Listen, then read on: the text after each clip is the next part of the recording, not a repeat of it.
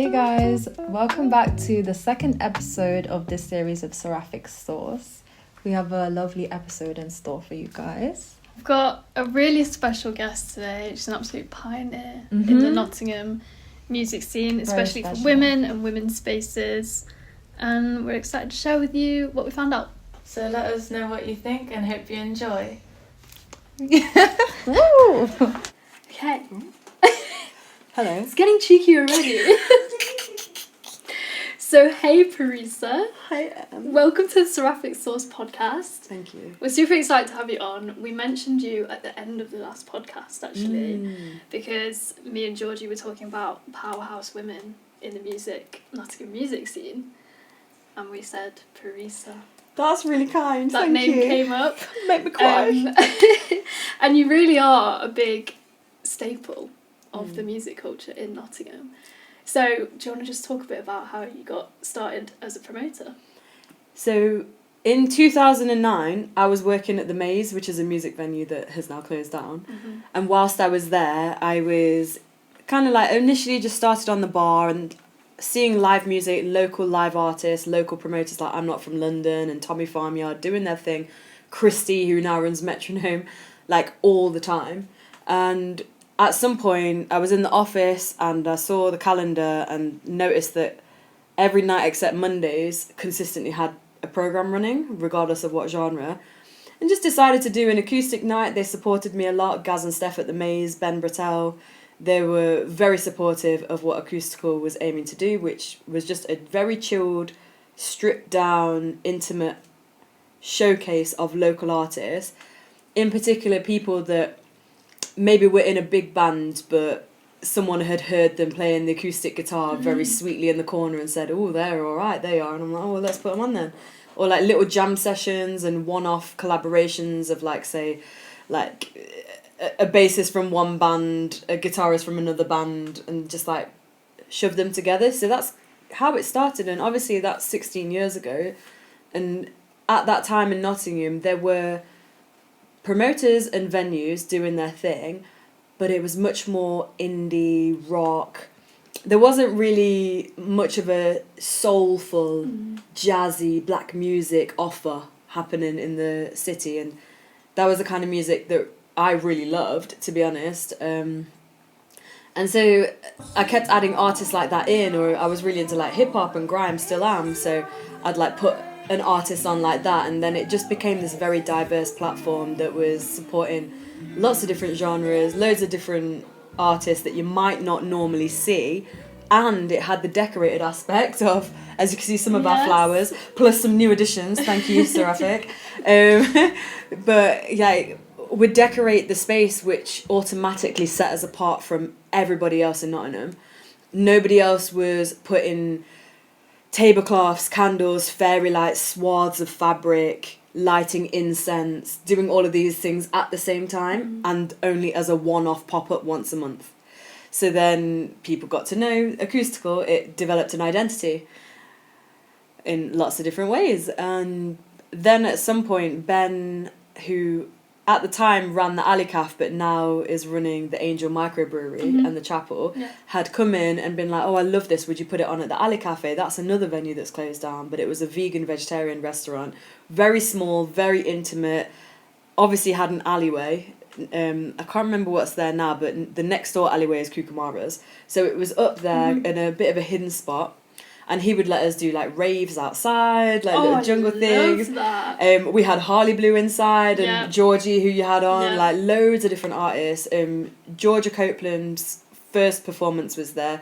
She's then on to be Melonix. Melonix's first performance as a duo was at Acoustical as well. No way. So all of this like history has just naturally unfolded, which is why people very kindly would say something like me being a powerhouse or a staple of the scene, because I've been there at the origin of so many of these artists' careers, simply because I think it's been there for a long time. It was quite a unique platform. I've got a really good ear for talent. I mean, there's still a million artists I've never had perform, like yourself.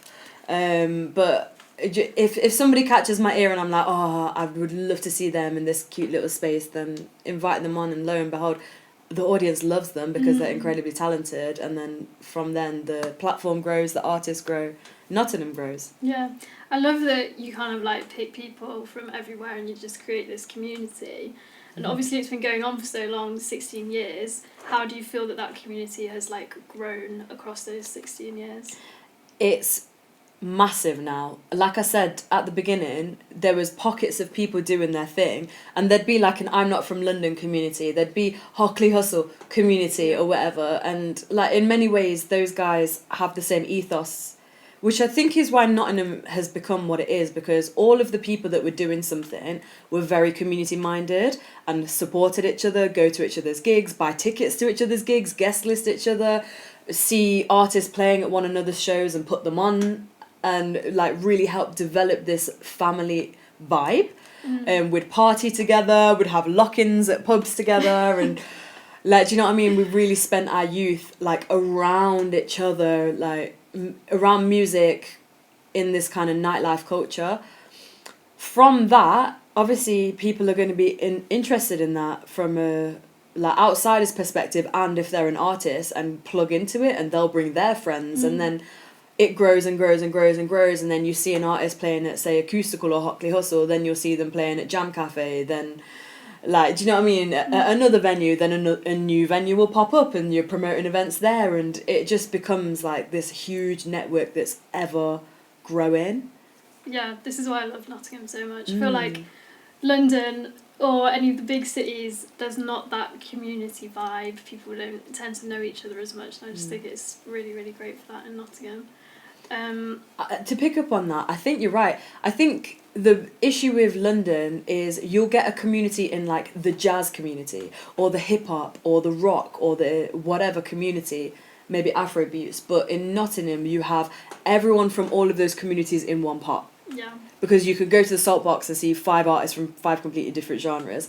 You could go to Bodega and see like a similar thing as well. Like, it's not just Acoustical that does that kind of like weird hybrid of genres. Obviously we do that, but in London you have so many different boroughs, so many different areas, and Nottingham is a concentrated melting pot of talent. Yes. And then once you're out on the scene, people get to know you, and you might build your following of someone that listens to 5 other different genres and is a fan of yours and comes along. So I think that is also another reason that we've become the way we are. In addition to that, most of the people that are in the community are artists themselves, performers, producers, behind the scenes, techies, whatever it is, like they're in that melting pot. Yeah, it's very like multifaceted. I feel like everyone has all their different roles.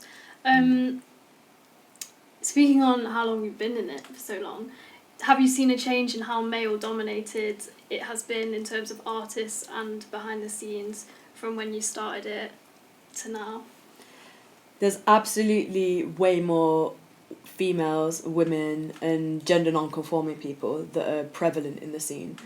At the time, I believe Steph, who's now is she Peacham now? Yeah, she's Steph Peacham now. She was Steph Kirkup. Herself, running Saggy Pants, Christy Genovese, who now runs Metronome, and a few people like Kath, who was running Detonate, Valerie V Rocket, who I never got to know at that time, were more or less the only females on the scene. Within a few months of Acoustical running, Rastarella did her first thing at her first promotion at Hockley Hustle, and so she's been running for 16 years as well. Wow. And for a very long time, Rastarella, Acoustical, Kath, Detonate, we were kind of the only ones doing it. And then all of a sudden, like little pockets, people like Kate, part of Flex, Maddie, who's with DHP. Yep. I have to say Kelly B, she was part of DHP as well, and Danielle Salisbury, she's the year after Acoustical started, she basically helped launch Acoustic Mondays at Rescue Rooms. So there was a few females around, but not really many. In terms of artists as well, I became very intentional with booking female artists, and that put more women on the stage, in the centre stage, creating a safe space for them as well, so it wasn't just like, oh yeah, blokes in a pub getting pissed and raving or whatever. Like, so yeah, I think it probably encouraged more women to come out of the woodwork, and especially girls, because you got to think, like, if people are just starting out, if they're like 16, 17, It's intimidating. like you need to encourage, you need to provide a safe and inclusive space for women to be able to thrive there, and for it to not be bitchy either. Like, I really don't like bitchiness. I'm sure people have encountered me in a bad mood and have like things to say about me or whatever, but for like 90% of the time I try to squash any gossip, any bad talking about people.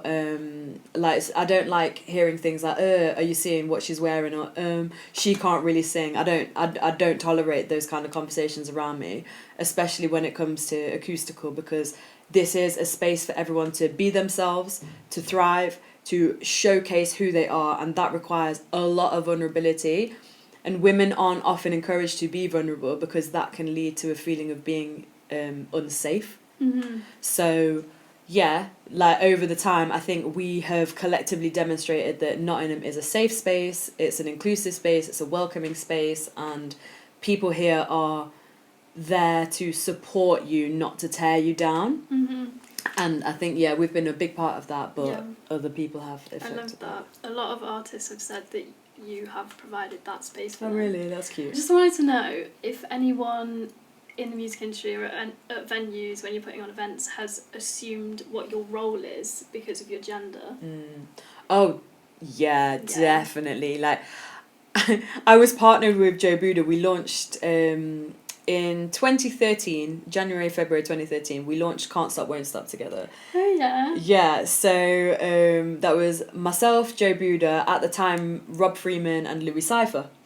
So the four of us launched it, and the reason is that myself, Rob and Louis were running a hip-hop night called Wax and Lyrical. We all lived together. We ran Wax and Lyrical. That was like doing its thing, and Buda had come to one of our events. I did not really know who he was. I'd heard his name.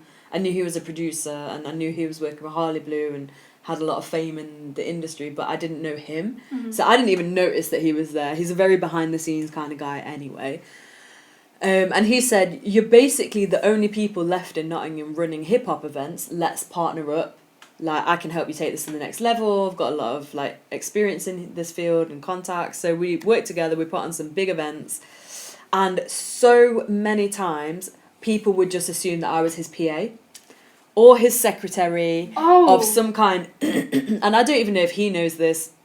But I mean, he would introduce me as his partner, and people would be like, oh, okay, because they're seeing me, like, you know, early 20s, mid 20s at the time, with someone that's like, you know, quite a bit older, like 15, 16 years older, who has prestige, and he's also a man, and he moves in a lot of circles, like, you know, like the music circles. And then there's me, who is doing my thing. I'd already started acoustical, I'd started Wax and Lyrical, I'd worked on several different projects as a freelancer. I'd become self-employed, helped like run the music program of World Event Young Artists under Steve Allen, which was a big festival in Nottingham at the time in 2012. And all of these things I'd already had under my belt, and yet now I was kind of on this other level with older people around me. I was not seen as an equal unless a man said, she's my equal, kind of thing. Do you know what I mean? So yeah, there was a lot of times when I encountered that kind of disrespect, but I think in some ways I liked it when they found out, oh no, I'm the one paying them. No, I'm not only the one that's like promoted the event and helped get all of these hundreds of people there, but at the end of the night I would be helping count the cash. Yes. And paying them their wages. So I love that. yeah, you got to stay humble, I think. We won't take it to God straight away, but we will. There's a quote in the Bible, I can't remember it exactly, but it's about if you humble yourself, God will elevate you, basically. Yeah, yeah. So you humble yourself and then you will be elevated. Yes. If you elevate yourself, you will be humbled. And I think That's what was happening. Yeah, that was what was happening.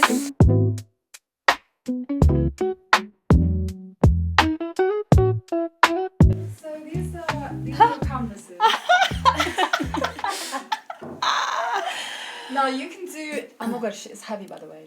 This is an amazing canvas. No one's ever asked me to paint a watermelon. So thank you for that. You're welcome. When you're done, we'll carefully set them to dry. So yeah, you guys can just go. So we're going to be painting an interpretation of our younger selves on these watermelons. And I know you said that watermelon's your favourite fruit, so could you tell us a little bit more about that?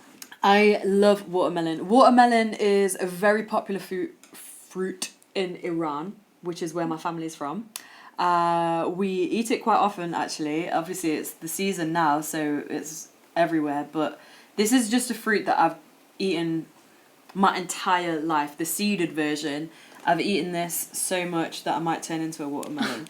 And then my dad always says that when my mum was pregnant with me, she had a craving for watermelon, and in Nottingham at the time you could not just go and get watermelon, it wasn't in the shops, so he drove all the way to London and back to get it. Aww. So there's an emotional connection That's to so it. Sweet. I love it. I love it. I can't believe this is a canvas though. This is so interesting. Yeah. Hopefully it works, because we've not tested it. I haven't. Hopefully it works. Yeah, I better put it here and not on my dress. But since we're painting our younger selves, I've got some questions for you about when you were growing up. Okay. And so, did you come from a musical family? Was anyone in your family musical? Right. No one in my family was explicitly musical. And when you say my family, when I was growing up, there was my mum, my dad, and my younger brother. There was no other family except people that would visit for a little bit and go. But there was like no playing of instruments necessarily around me. We didn't even play that much music in the house, but I know my mum and, well, we had Michael Jackson a lot. Mm. My mum loves so many genres of music, and she had some cassette tapes of Ella Fitzgerald, Ella and Louis Armstrong together, duetting, plus like the old show tunes. I also went to dance school from the age of about 2.5, before I was 3 years old, all the way until I was nearly 16, and I was listening to everything from like disco, show tunes, jazz, R&B, all different musical genres were being played, and would do like ballet, tap, theatre craft. So I was constantly performing to music, and people do sing and dance a lot in Iranian culture. So I probably heard my dad singing or my mum like singing along to something, and that's influenced me. But yeah. I heard that you teach at Confetti, and I was wondering, did you study music growing up? And if not, what other things did you study, and how did you find school overall? What did I study? I more so studied drama. So drama and acting was more my bag when I was a kid, and well, obviously dance as well. So realistically, I went to school, but then I also went to dance school. So I was doing performance and singing and dancing in that context, but not like so much in school. And then at GCSEs, I think at GCSEs I studied music. No, I studied drama. I did love the music classes, but I didn't really get it. And my mum exposed me to instruments. So like at the age of 5, I was going to piano lessons, and then I was able to pick up violin and then eventually drums as well. So now I'm saying that, I was like, yeah, I did study music quite a lot. Now we talk about things like learning styles, and definitely probably I'm like a neurodiverse learner, and that wasn't something that was catered to. I did literature and film at university, so that was 2 degrees at the same time, effectively. It's a double honours. I did want to do musical theatre or performance, but then last minute I just switched it and went through clearing. And I don't think I was thinking very clearly at the time. I had no direction. I did not know what I wanted to do with my life. I did not know what I was good at. So I kind of like blagged it, but luckily I got a 2-1.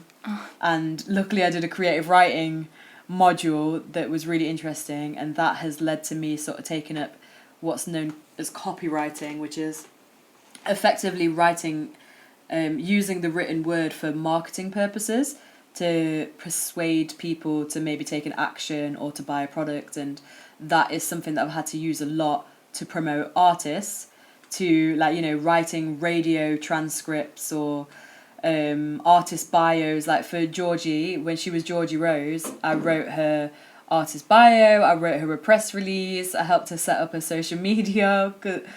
I just like, I used that so much more than I thought I would. Would you say that you always knew you wanted to career in music or not then, growing up? No, I didn't. I thought I'd have a career in dancing or performance, but not specifically music. At one point I wanted to be an astrophysicist. Were your parents supportive when they knew that you wanted to do music? my parents will support me no matter what, but even until a few years ago, my mum will send me jobs. Check this job out. This will actually pay you. Like, because it's like, don't get me wrong, I could not have done acoustical if they weren't driving me. I could not drive until I was 30. So for the first like 9 years of acoustical, either they or someone else was driving me with all of the decorations across Nottingham with any equipment that I needed, helping pick up artists, going to different cities, all of these things. Like, they were so supportive, and I was living in their house like rent free for so many years as well, so I would not have been able to do that, like earning a pittance working on a bar part-time and then running a live music event, selling £3 tickets and having like less than 100 people in the room and then paying all that money out to keep the event running and paying people. Like, I couldn't have done that if my parents did not support me. They are amazing. But were they supportive of me running a live music event? I think they were really worried. I think they were like, you know, get a graduate job, get a job that pays like 30 grand a year, earn like 50, 60 grand a year, buy a house, like settle down, have kids, all of these things. And I think eventually they just noticed she's not going to give this up. And when they came to the events, they realised the value of them and how fun they were and how much people liked it, and people are just like, oh my, you're Parisa's parents. And they just thought, right, well, we might as well support it. And thankfully there have been times where we've received Art Council funding, or we've done a really big gig somewhere, like the Spiegel tent in Market Square, something, do you know what I mean, that was like a bit of a wow factor, and they're like, yeah, she's taking this very seriously. And I just found out that my dad used to promote events in Iran. Oh, that's so interesting. Yeah. And I did not know that until last week. So, yeah, it's in the blood. And my mum runs events here and there. She's run like foreign cinema and food clubs, art gallery launches. We did some live music event collaborations in an art gallery she ran at one point, and she owned it. So like, I'm constantly surrounded by entrepreneurial people who will have a go, do something fun and creative with the arts, whether it's like fine art or music, dancing, and food and drink and community. Like, I really actually I'm the apple that didn't fall very far from the tree. If I actually deep it, that is exactly what's happened. So it's their fault. So would you say that also influenced acoustical in many ways then? It must have done in ways that I haven't really clocked, but yeah. Picked and you realised, oh, I want to do music? Or would you think it was more of like a gradual thing of just because you're in a creative family and you're obviously exposed to a lot of creative things? Or when, obviously I told you about going to dance school, and I'm singing and dancing along to that, and I realised that I liked singing. I'd like do Britney Spears in the car, and my brother would be like, yeah, you sound just like her, you sound really good, and I'm like singing Christina Aguilera and stuff, but I was never like, oh, I'm going to be a singer. But at some point in 6 months before I started acoustical, I was at a jam session that my two school friends were having in their girlfriend's basement in Forest Fields, and I picked up the mic and started freestyle rapping and singing, and they were like, oh, you're good, do you want to join our band? And then I joined a band, and that was the first time that I became like a vocalist and started actually writing lyrics that I would perform in public rather than just in my room, like listening to Eminem writing bars, like when I was 15, really angry at my mum and dad, like, do you know what I mean? And now I was actually writing to perform, and then we were on festivals, and then I started recording. As like Origin 1 is pretty much the first person, the first time that I wrote a song in full and recorded it was with Origin 1. And then I was part of that band, and Trekker joined, Brucey joined, we went to Croatia, Soundwave Festival, we went to Boomtown Festival, we did all of these amazing things together. And I was like, okay, yeah, I guess I'm an artist, I'm a singer, I'm a vocalist, I'm a this and a that. And I was performing, and now I've just started putting music out, so I guess now I take myself a little bit more seriously. But yeah, I didn't always know, and I didn't think it was going to happen, but here we are. Do you think that your Iranian heritage and Iranian culture has influenced your music in any way? It has, and it's something that I want to explore more. So I've got one song where I'm really kind of giving it the Persian vocals halfway through. It's a bit of a, I don't know how to describe the genre. It's a bit like trip hoppy meets UK garage, I guess, but not yet because it's not finished. But then there is like a Persian melody in there. And I've got another song where I've got a Persian flute player has come onto the track. Oh. But I'm changing lyrics to that because the lyrics are a little bit, could get me arrested in Iran, so I'm trying not to do that one. And that, what I'd really like to do, say, for example, if the Art Council gave me a DYCP grant, what I would do with it is to learn some Persian instruments and vocal styles with a tutor that I could incorporate in to my live performance, potentially either bringing in musicians to play the lines, play it myself, use Ableton Live or something like that, but it's definitely something I'm really keen to explore. It's just, when am I going to find the time to do this? So I don't know, but yeah, I'd love to do it. I'd love to do it more so. I speak a bit of Farsi here and there, more so in my poems, but it's getting there because I can't speak the language fluently either, and I just like don't want to get cussed out by the community. How are the paintings coming along, guys? I've painted myself into some sort of curly tree. My hair was huge when I was a kid.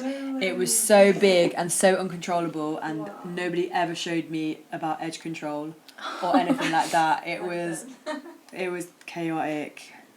So yeah. I like how you've taken the whole surface area. Thank you. I feel like I need to bring it down. I'm not trying to say I've had an afro. That's not culturally appropriate. Somebody. I just drew myself as when I was like a lot younger because I had really curly hair and I was obsessed with bones, so I just tried to draw that. That is so cute. That is Thanks. really cute. Yeah. I'm glad you liked it. I did. I'm dancing here as well. Okay, cool. Thank you. So just, These Are are we your leaving? watermelons, by the way. Are they?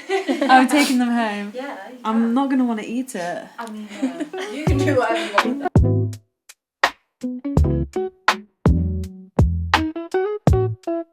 I was like, who is singing? And I like came down. I peeked around to see who was singing. It was you, and I was like, you're joking? No way. I'm just going to talk to you a bit about your personal music career. Okay. Because, like you said, you've had acoustical, that's been your baby, but you've only just started releasing your songs. But you did release something in 2013, did you know? I released Happiness in 2013, Yeah. and then in order to understand the tools like Spotify for artists and Yeah. this and how to distribute a song, Yeah. I mastered it with SoundCloud's like Okay. AI mastering thing. Right. I think it's AI, I'm guessing it is. And then uploaded it to a DSP, so I went into DistroKid and then... Because I was like, I actually don't know how to do this. And bearing in mind, I teach on a music business course, and I was like, this is ridiculous. How am I going to just like put some music out and not know what I'm doing? So I thought, that's a song that's been out. I'm just going to fling it on Spotify and Apple and whatever and just learn how to do it. Like, okay, now I know you need like the Spotify Canva, which is like a little 8-second video and or whatever, like all of these different like aspects of like, you know, the International Standard Recording Code and all of the metadata. Now I've learned how to do all of these things. Right, So now I've put out Too Powerful, which is the first of 3 singles that I've love got. it, by the way. Really? Yes. Good, thank you. And I love the one with Princess Trio on there. Yeah. It's Yeah, they amazing. remixed that like in such like a surprising way. I'm really glad. No, I was so happy to see that you had like a recent track on there. So why Thank now you. then? Why have you started? I think there's been a lot of procrastination, but also there is such thing as timing. Absolutely. It's divine timing. Like I don't know, I could have put out so many songs before now, but I didn't have the confidence. I didn't really have great recording technique, or maybe I was just being too harsh and I was expecting perfection. I was going to say that about you because Yeah. your gigs are such a high standard. The acts that you book, even though they're starting out, I know that you handpicked them Yeah. and they're of a high standard. So naturally, you probably have the same standard for yourself. Yeah, absolutely, I do.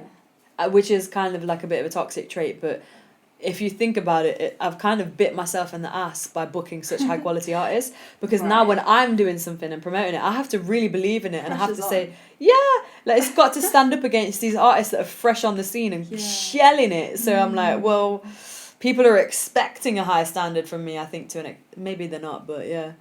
I'm expecting a high standard, yeah. Yeah, and I think people are waiting for your music.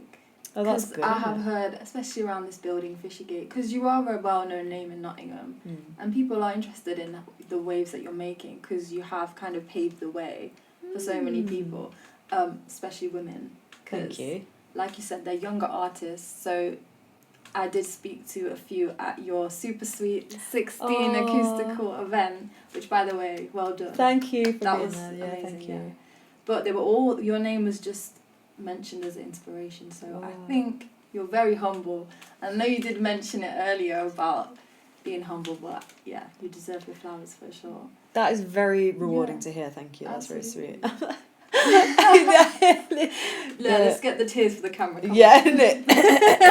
Squeeze them. No, I don't even need to squeeze too hard. I genuinely will cry. I cry all the time. I'm like the most crying person. Like, as Nick Stez was like talking to me after Hockley Hustle a few years ago, and his son Amari Marcellus was shelling it. We had bar 11, right? And he was like, yo, thank you. And he was just like talking to me. And I don't know what hit me, but I was just crying. And people were like, are you okay? I was like, I'm just very emotional right now. Like, he's saying nice things to me. Like, but yeah, yeah. I can't remember what you were going to say, but thank you. I appreciate that. Well, yeah. Have you ever had points of just giving up? Because you probably had to persevere through a lot to sustain this for as long as you have. There have been periodic breaks of I'm giving all this up. Right. Like, there was one, even before, I wanted to cancel the 16th birthday. What? I was like, do we need to do this? Like, is this the time to end it?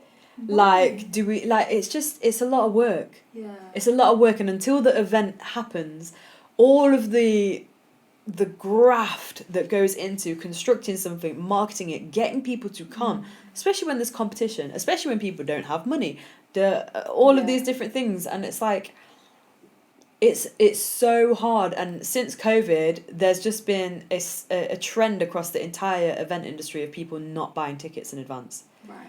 Everyone will say it, whether they're running a festival that turns over £1 million, or a small little gig, or a venue, whatever it is, people are not buying tickets the way they used to. Yeah.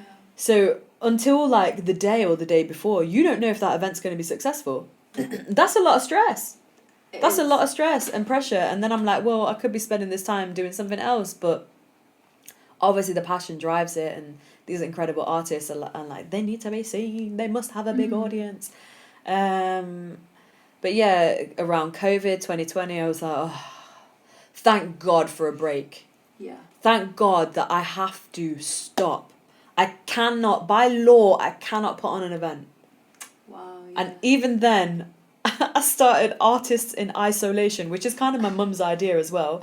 She was like, do a thing like an isolation, and then I like flipped it to be isolation, and Kiki D, one of our directors, loves that and wants to like resuscitate that. But 2020, I was like, yeah, great, we can just stop now.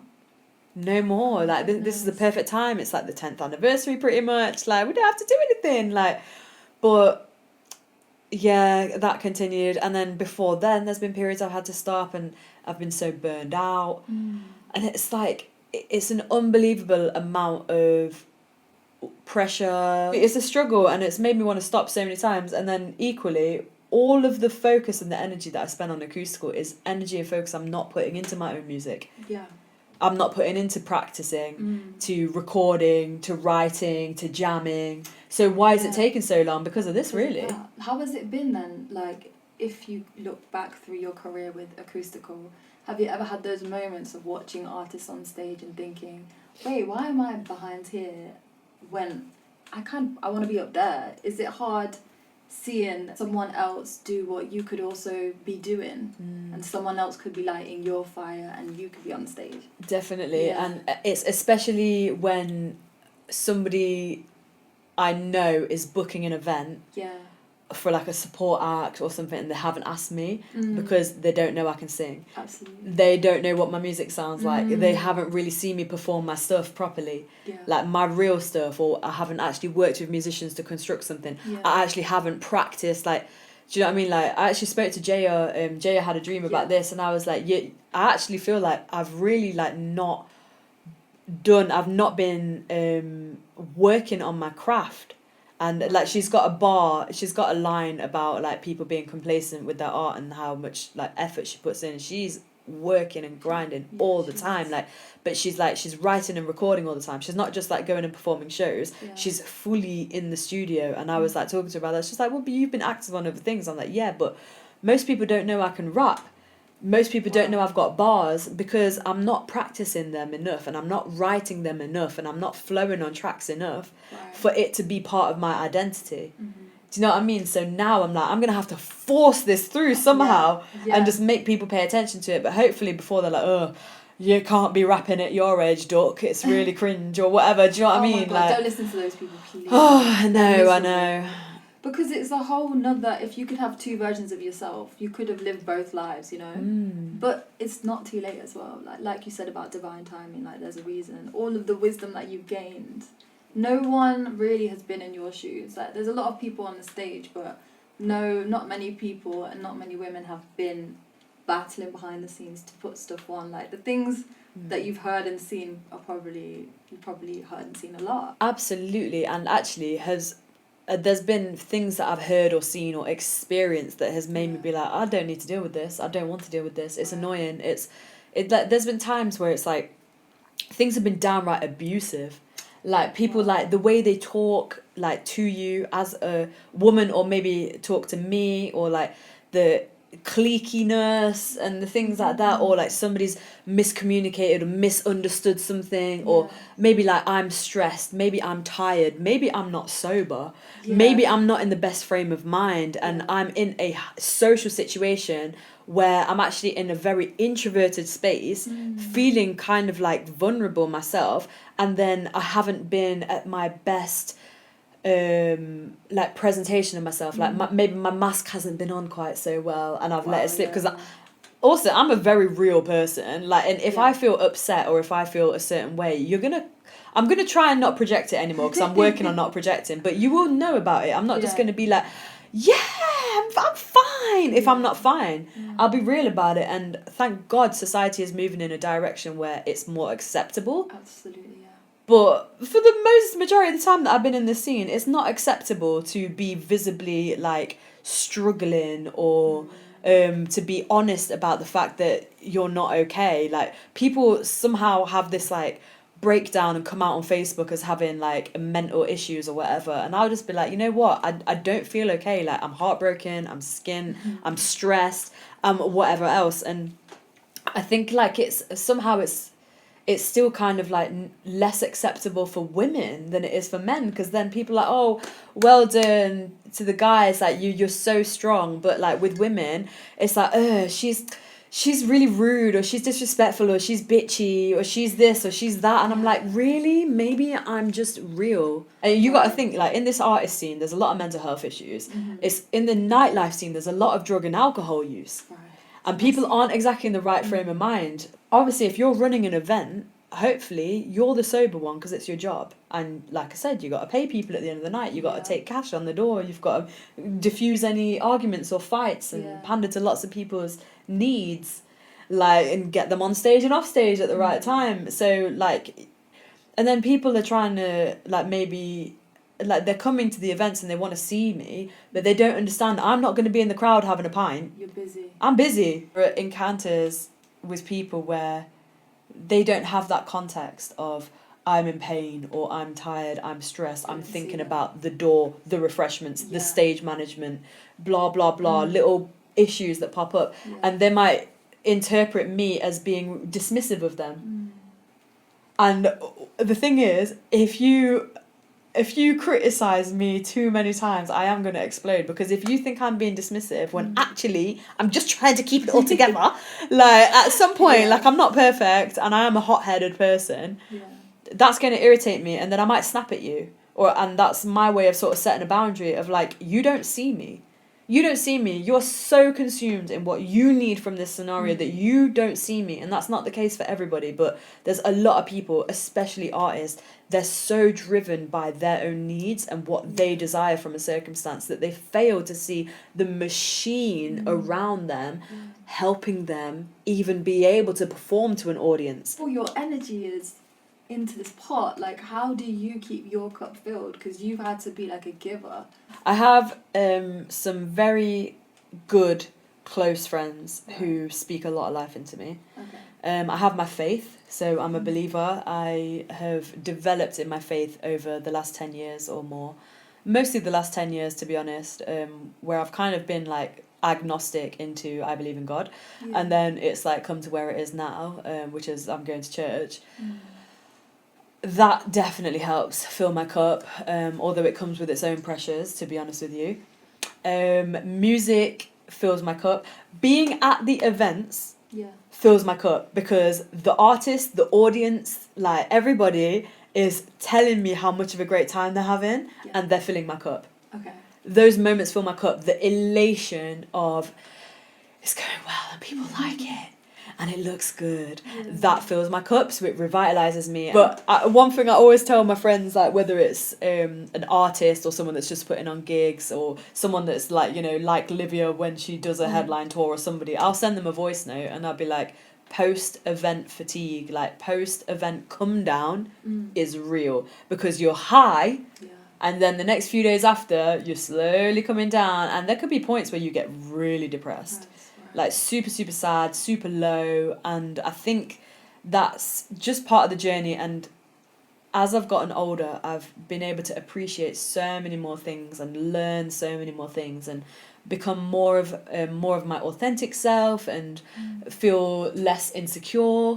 And that's just the biggest blessing. I think like everyone should look forward to turning 30 and then every year thereafter is just so amazing. Like, because you really do connect with yourself so much more. Like, you become way more secure, way more focused on what you want in life and less apologetic about it as well. Like, no apologies, this is what I'm doing, this is who I am, if you like it, cool, if not. And I think that whole, just that is very fulfilling. It fills your cup. You know, moving through the industry as a woman and a POC woman, do you think that has affected your journey specifically? Yeah, I guess it has. Like being, like you said, like POC, being a POC in England, you always have a moment where you forget that racism exists and then it somehow it comes back and you're just like, oh yeah, that familiar beast, oh yeah. And this isn't something that I've said a lot, but I will say there was an incident where a very aggressive, very ginormous white man actually was so out of pocket at the Maze after an acoustical. He and his friends came in and they were helping themselves to drinks behind the bar. They wouldn't leave. I intervened. It ended up with me having to like run, call the police, and then they eventually turned up just as he basically had his hands around my throat. And the police witnessed that and they said you need to press charges. Like, so myself and Gaz at the Maze ended up in court yeah, and it's like things like that, and it's like, is that racially aggravated? Is that because I'm a woman aggravated? Like, are those incidences where people have called me a bitch or squared up to me or this, that and the other? Is that because I'm a woman or is it because I'm a bit of a bitch? Like, which one is it? Like, I don't know. Like, that makes me so angry. Yeah, and there's just been loads of little things like that and things that I've probably suppressed. Men don't really have to deal with that. Yeah. They never have to think about like what they're wearing to a studio session. No. Or what they're wearing on stage, or how people are going to perceive them when they're like in an office environment, or what tone of voice to speak in. Well, yeah, I was gonna say that. Like, you know how you say you're outspoken and everything. Like, being a woman and being a boss, like you said, someone mistook you for being a PA when actually you were also a promoter back in the day. Women are perceived as being, like you said, bitchy, bossy, annoying, tightly strung. Like, how did you even stay sane throughout that? It's a great question. God only knows. Yeah. Like, I think for every bad there's always a good. Mm-hmm. And I really do believe that like energy or whatever, it seeks to balance. So as the darkness grows, so does the light, Yeah. etc. So I feel that there's always something positive to outweigh the negative, and that's probably helped a lot. Yeah. I think sharing experiences and speaking candidly to people, and understanding their own experiences are quite parallel, and what they've gone through is very validating, Yeah. and that helps. I don't know, having allies who are male or whatever, that helps. But like somebody like Adam Pickering is like the white male ally of the year, right? So somebody like him is probably in my circle, or like Will Robinson or something like that, and like they're there to back you, they're there to like shut down any rumours about you, and they support, and like things like that have obviously helped, and just knowing that there are people here that really care for my welfare and want to see me succeed. Like, they're not jealous, they're not trying to tear me down, they're not trying to block my blessings, and that's very rewarding as well. And obviously there's loads of women that fit that bill as well. So yeah, how have I survived? I don't know. I think you've just got to keep going. You've pushing, got to, like, what's the alternative? Well, yeah, that's the big question, really, isn't it? Yeah, the alternative is not so good. So, but you know, like, as much as you got to keep going, you've got to learn that taking breaks is a healthy thing. I don't fear missing out anymore.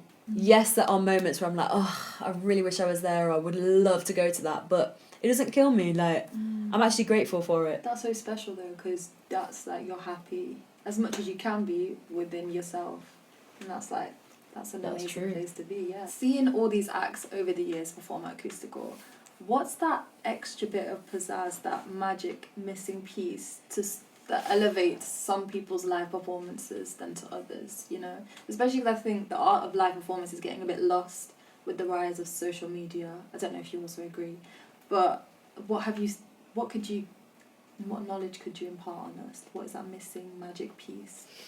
Well, first of all, let me say, I think social media is enabling people to perform live. Ooh, okay. You think like these TikTok challenges and this, that, and that. Certainly people are doing them riffs and them runs, honey. They are out here doing their little performance piece. That's little true. bedroom producers are on stage, like in their room. But what do I think is the extra spark or that magical essence? I think it's probably a combination of a few things, and it's emotion.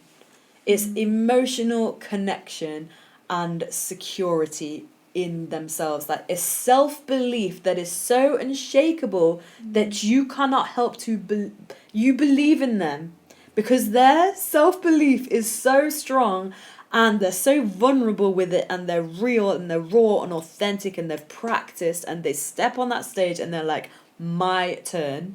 And you're just like, wow, they've got it. Like, they've got stage presence, they're in tune. Then maybe they're not in tune, but they've got authentic, like, emotional connection to their words, and they're very real and raw. And yeah, I think it's that kind of like that blurred line between perfectly polished and really raw. And it's just that there's like a little bit vibrating in between where they're just like, yeah, this person is great. And I think what people love, especially people that love to come to Acoustical, is potential. Is when you see somebody and you're like, what? I can't believe I've just seen them for like less than a tenner in Nottingham round the corner. Yeah. They could blow. They could blow. Like, you come to Acoustical to discover emerging talent, right? That's our tagline. You're like, I can't believe how good they are. Like, you're not expecting them to be that good. And I think that's possibly part of it as well, where you're just like, wow, like, but what makes them that good? I think, they have a bit of natural talent, but they work hard on their craft. They believe in themselves wholeheartedly. They are true to their mission in some way, or they are also very emotionally connected. Like, they're very vulnerable about their art, and their heartstrings are being tugged on. Yeah, that's what I would say. That's a long answer, but you get the gist. No, but thank you. I think a lot of people are going to be glad that you gave that answer. Thank you. Thank you so much. That was a lovely section. Thank you very much. Great questions, everybody. Like, you all smashed it.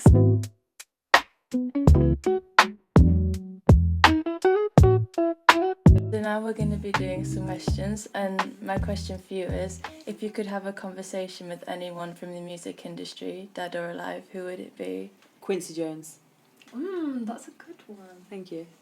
Quincy Jones, because he has worked on so many different aspects of the industry with so many incredible artists and is such a visionary and so talented in so many different ways that I think his experience and his voice would be very important. Very knowledgeable person. Yeah. For so many years as well. Like, if you've ever watched a documentary on him, like, he was old when he died. Like, he grew up like the Chicago Great Depression. Basically, they were eating rats. They were so hungry. Yeah. Do you know what I mean? So so to go from that to being basically a multi-millionaire, Grammy award-winning gold plaques here and there everywhere. Like, wow, who is that person? I need to speak to them. Would you rather have a collab on your next track with Lauryn Hill or Kendrick Lamar? Because we did a little deep dive on you and we know you like them. Oh, the collab. She's stressed. Kendrick. Oh, not Kendrick, me. because Lauren, I love Lauryn Hill Yeah. so much. I feel like I would put too much pressure on that situation. I love Kendrick too, but Kendrick is not like a neo-soul R&B wannabe like myself, So I could, like, obviously Lauren sings and raps. She's so hard, but she's not really putting out new music either. No. Whereas Kendrick seems to be flinging out new music constantly, so Kendrick. Okay. Gonna keep our eyes peeled for that one. Thank you, in Jesus' name, amen. Would you rather never be able to perform again or never be able to put on a gig again? Never put on a gig again. I'll never do it again. And then the next one's just a little fun one. Would you rather never have your nails done again or never wear your earrings again? Because I know how you love your earrings. Oh, you are very observant. I love Been stalking earrings. you. Yeah. I would, you know what? I would never have my nails done again. I've actually deliberately not been getting them done. I have a lamp and I do them myself. But Sunique has gorgeous natural nails, and she never puts gel or anything on her nails, and so doesn't my friend who also has amazing nails. She does, doesn't she? Yeah. Her nails are so Yeah, good. she won't put anything on them, so that's my thing. So recently I did a very thin layer of clear gel, but that's it, and they are growing. It's still looking good. I used to bite them very low, or for years and years and years and years, until quite recently, and then I'd stop and grow them, then I'd bite them again and stop and grow them and blah blah blah. But I'm basically happy to never get them done again. Yeah. And just keep them growing naturally. I think that's a nice combo. Thank you. What do you call earrings in Farsi?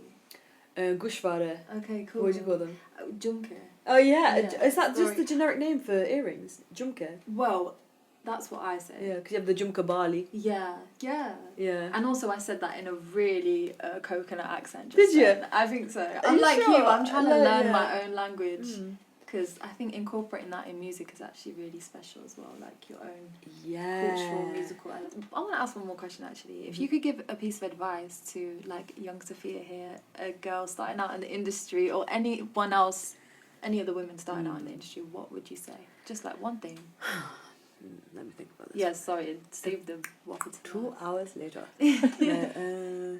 Yeah, because there's so many answers that I could give you, but the thing that always stands out is to be yourself and be firm with it.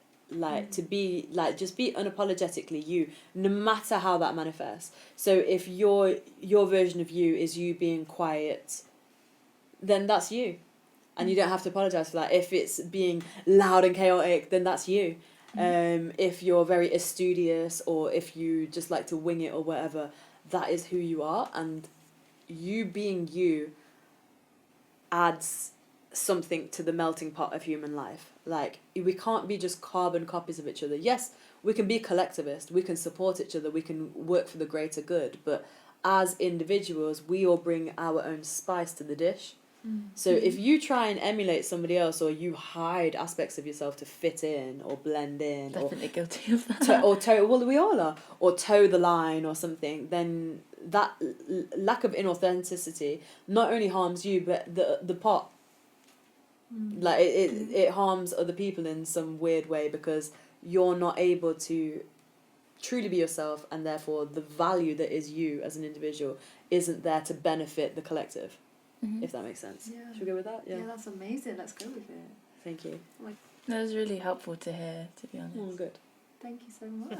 Perfect. I know I have to do the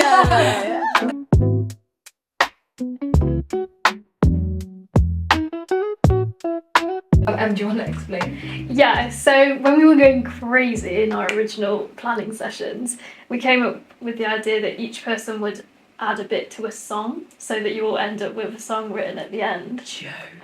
Okay. So Georgie, Every guess. Okay. yeah, Georgie started.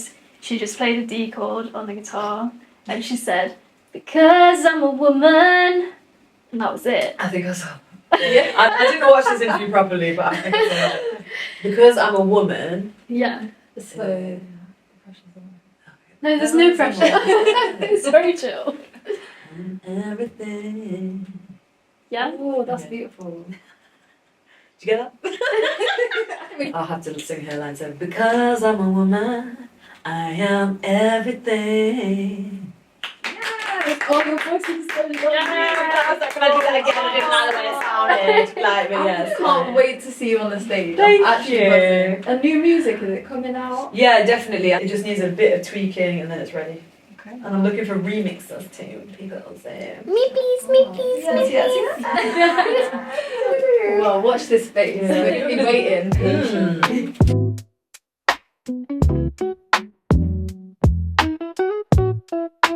Office at Fishergate Point. Got some instruments here for practicing that should be done more of. Got decorations here. Some of this has been donated. These bits and these cushions here were from my mum's friend's daughter, son and daughter-in-law's wedding. So Annette Waterfield gave me these. They're from actual sari fabric. Obviously you can see acoustical decor and real plants everywhere, candles, incense. It's kind of our vibe. Just sit here and chill and do work, have meetings, have rehearsals. I just like it to be like quite a cute little space. And it definitely looks like one of our events, you know, with all the decor everywhere and the fairy lights. You can see the flowers hanging, like Looks like an apartment. tea. The tea. Oh my god. Loads of tea if you ever want tea.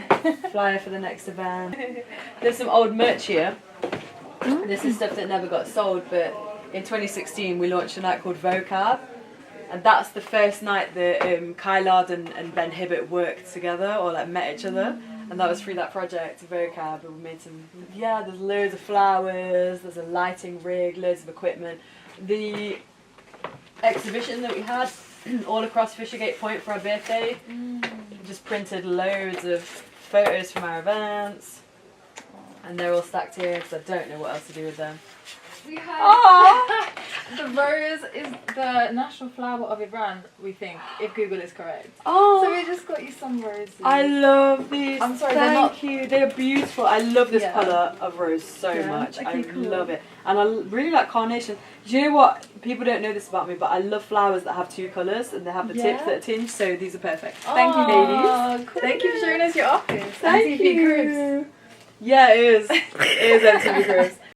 I'm pretty sure you can record while they're charging. I love the dynamic between yous. You're so chill and like just supportive of each other. Really? Yeah. Is it all a facade? Are you gonna like tear each other to shreds? We're just holding it together until you leave, Yeah. and then you'll see the true colours.